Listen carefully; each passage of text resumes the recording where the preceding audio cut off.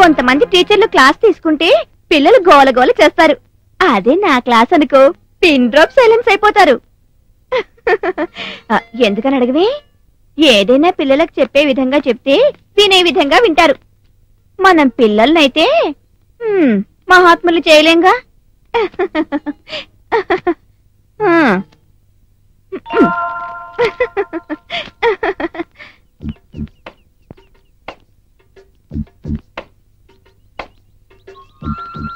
Idea తట్టిందా? లేదురా.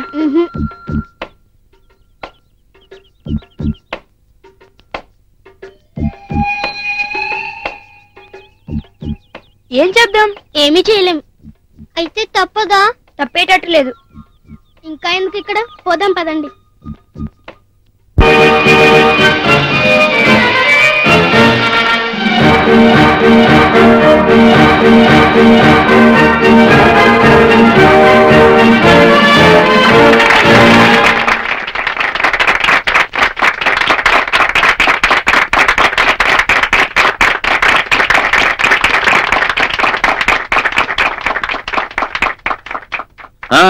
అందరిలో ఏదో చిన్న అనుమానం కనిపిస్తోంది. ఏమిటి బాలసుబ్రహ్మణ్యం ఇంత మీసాలు పెట్టుకొచ్చాడని? ఏమీ లేదండి, మరో సినిమా, అందులో పౌరాణిక సినిమా. పౌరాణిక పాత్ర ధరిస్తున్నాను కాబట్టి మీసం పెంచుకోవాల్సి వచ్చింది. ఆ సినిమాకి ఇంకా షూటింగ్ చేయాలి కాబట్టి మధ్యలో తీసివేయడం కుదరదు కాబట్టి ఈ మీసంతోనే పిల్లల మధ్యకు వచ్చాను. మీరేమి జడుచుకోకండి, మీరేమి జడుచుకోకండి, మీరు కూడా ఏమీ జడుచుకోకండి. స్వాగతం, శుభ స్వాగతం, వెల్కమ్. మీరెంతో మెచ్చిన, మీకెంతో నచ్చిన ఈ మాస్టర్ మైండ్స్ క్విజ్ ప్రోగ్రామ్ కి మీ అందరికీ హార్టీ వెల్కమ్. మా సండేలను ఫండేస్ చేస్తున్నారని, మా దిల్స్ని థ్రిల్స్ చేస్తున్నారని ఎంతో మంది ఎంతో ఇదిగా మాకు ఉత్తరాలు రాస్తున్నారు. మాకు ఎంతో ఇదిగా ఉంది. ఆ ఇదిని కాపాడుకోవడానికి శాయశక్తులా కృషి చేస్తామని మేము అంతే ఇదిగా మీకు హామీ ఇస్తున్నాం.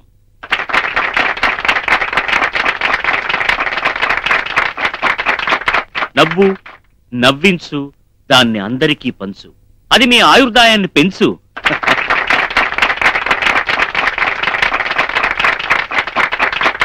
Thank you.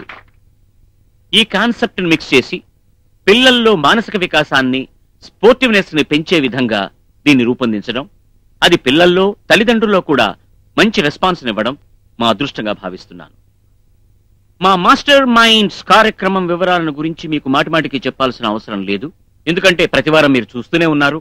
అయినా కొత్తగా చూసే వాళ్ళ కోసమని మరొకసారి, మామూలుగా అయితే ప్రతి కార్యక్రమంలో కూడా ఒకరు మరొకరితో తలపడతారు, ఒకరు గెలుస్తారు, ఒకరు ఓడిపోతారు.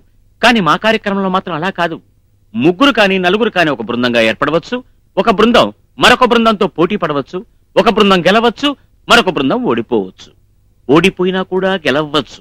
ఓటమి గెలుపుకు పునాది కదా, అదే ఇక్కడ అప్లై చేశాం. సక్సెస్ అయ్యాం.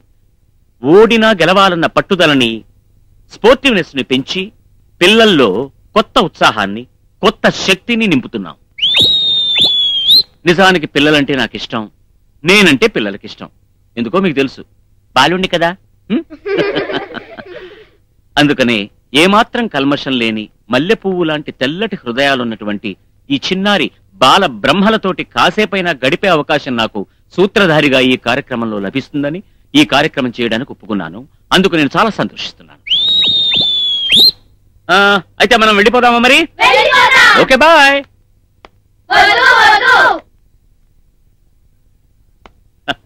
అందుకే అర్జెంటుగా వెంటనే మనం కార్యక్రమంలోకి వెళ్ళిపోదాం.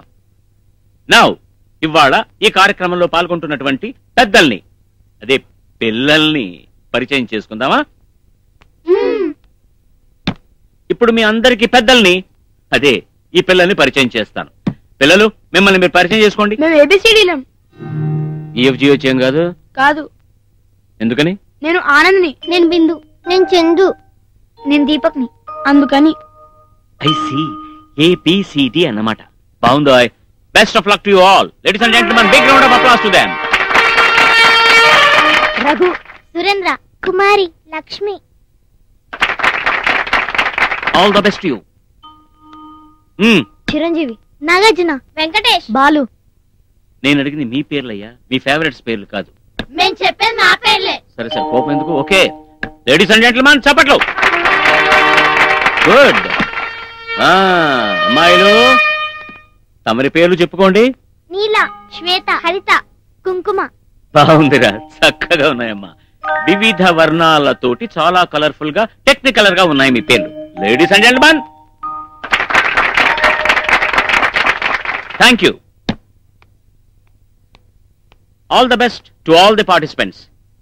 వెల్, ఈ కార్యక్రమంలో రూల్స్ గురించి చెప్పడం రూల్ కనుక నేను మరోసారి మీ అందరికీ చెప్తున్నాను. నేను ప్రశ్న అడుగుతాను. అడగంగానే తెలిసిన వాళ్ళు ఆ బోర్డు మీద మీ ముందున బజర్ను నొక్కాలి. బజర్ నొక్కిన తర్వాత ఎవరు ముందు నొక్కుతారో వాళ్ళు ఆ ప్రశ్నకు జవాబు చెప్పాలి. బజర్ నొక్కిన తర్వాత కూడా సమాధానం చెప్పలేకపోతే మార్కులు రావు, సరికదా, మైనస్ మార్కులు పడతాయి. అర్థమైందా పిల్లలు? అందుకని బాగా ఆలోచించుకుని ప్రశ్నలు విని బజర్ నొక్కండి. ఓకే అబ్బాయిలు అమ్మాయిలు, కార్యక్రమంలో మొట్టమొదటి ప్రశ్న వదులుతున్నాను. రెడీ? చాలా సులభమైన ప్రశ్న. ధృతరాష్ట్రుడి తండ్రి పేరేమిటి? ఎస్, బి, చెప్పు. వ్యాసుడు. కరెక్ట్. తర్వాతి ప్రశ్న జాగ్రత్తగా వినండి. అజ్ఞాతవాస సమయంలో పాండవులు ఏ రాజు కొలువులో పనిచేశారు? ఎస్, ఏ, చెప్పు. నర్తనశాల. అబ్బా, తప్పు తల్లి.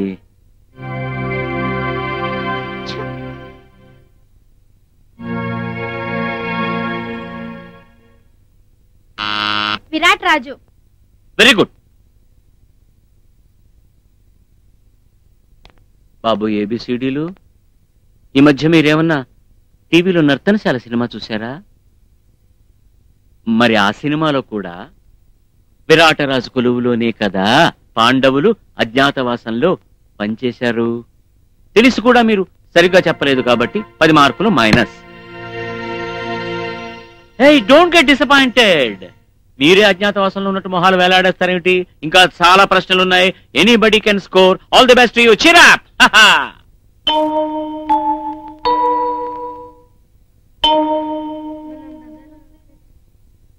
తర్వాతి ప్రశ్న. శ్రావణ కుమారుడి కథ ఏ కాలం నాటిది? ఏమిటి, ఎవరికి తెలీదా? సరే, ఒక చిన్న క్లూ ఇస్తాను. మహాభారత కాలం నాటిదా, రామాయణ కాలం నాటిదా? మహాభారత కాలం.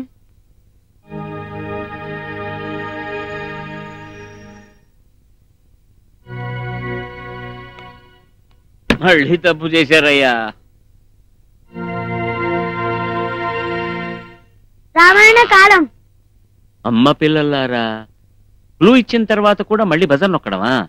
అది కాకపోతే ఇది, ఆడగాకపోతే మగ. ఇలాంటి వాటికి మార్కులు ఇవ్వబడవమ్మా. ఆహా, అసలు మీ అందరికీ శ్రావణ కుమారుడి కథ తెలుసా? వినండి, చెబుతాను. శ్రావణ కుమారుడి తల్లిదండ్రులు అంధులు, వృద్ధులు. వాళ్ల కోరిక మేరకు వాళ్ళని ఒక కావడిలో ఎత్తుకుని తీర్థయాత్రలన్నీ చేస్తూ ఓ అడవిలో తల్లిదండ్రులకు దాహం వేస్తే కావడి దించి ఓ నదిలో నీళ్లు ముంచుకోబోతుంటే ఆ శబ్దం విని వేటకు వచ్చినటువంటి దశరథుడు ఏదో జంతువు నీటికొచ్చిందని చెప్పి శబ్దభేది అస్త్రాన్ని ప్రయోగించడం, ఆ అస్త్రం తగిలినటువంటి శ్రావణ కుమారుడు చనిపోవడం, ఆ బాధలో ఆ తల్లిదండ్రులు దశరథుడికి శాపం పెట్టడం, అదే రాముడి వియోగంతో దశరథుడు చచ్చిపోవడం. అది కథ. అది వేరే కథ. ఇప్పుడు ఈ బ్యాచ్ కథ ఏమిటంటే మళ్ళీ -10 మార్క్స్. అందుకే చెప్పాను ప్రశ్న విన్న తర్వాత ఆచితూచి బజర్ నొక్కాలి అని. Don't worry, let's go to the next question. Shurpanakha ముక్కు చెవులు కోసింది ఎవరు? ఎస్, లక్ష్మణుడు. కరెక్ట్. తర్వాతి ప్రశ్న. భారతరత్న బిరుదు పొందిన ప్రథమ మహిళ ఎవరు? Indira Gandhi. Very good, very good. తర్వాతి ప్రశ్న. జై జవాన్ జై కిసాన్ ఈ స్లోగన్ ఎవరిది? లాల్ బహదూర్ శాస్త్రి. ఫ్యాంటాస్టిక్, బాగుంది. తర్వాతి ప్రశ్న. ఈ పక్క నుంచి వస్తున్నాయి జవాబులు, జాగ్రత్తగా ఉండాలి మీరు కూడా. జై హింద్ ఈ నినాదం ఎవరిది? Yes, Subhash Chandrabose. Subhash Chandrabose is the correct answer. Very good, very good. Group A వెనకబడుతున్నారు, జాగ్రత్తగా ఉండాలి.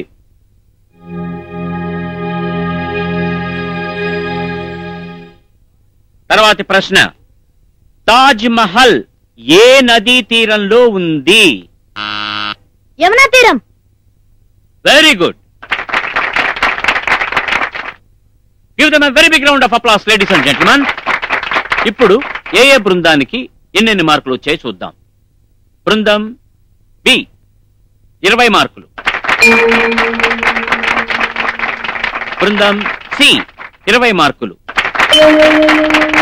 గ్రూప్ బి 20 మార్క్స్,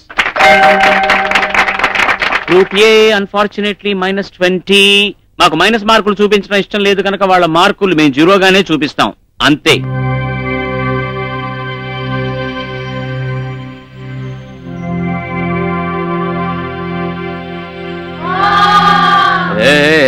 ఇలా అల్లరి చేయకూడదు. అల్లరి చేశారంటే నా కోపం వచ్చి ఏం చేస్తానో తెలుసా? Short break, that's all. ఈనాటి విజేతల్ని మీకు నేను ప్రకటించే ముందు ఒక చిన్న మాట. పోటీ అన్న తర్వాత గెలుపు ఓటమి రెండూ ఉంటాయి. ఒకరు గెలవచ్చు, ఒకరు ఓడొచ్చు.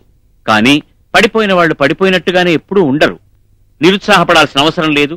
ఇవాళ ఓడిపోయిన వాళ్ళు పట్టుదలతో కృషి చేస్తే రేపు విజేతలుగా నిలవచ్చు. అలాగే ఇవాళ గెలిచిన వాళ్ళు విజయ గర్వంతో ఊగిపోతూ కృషి చేయడం మానేస్తే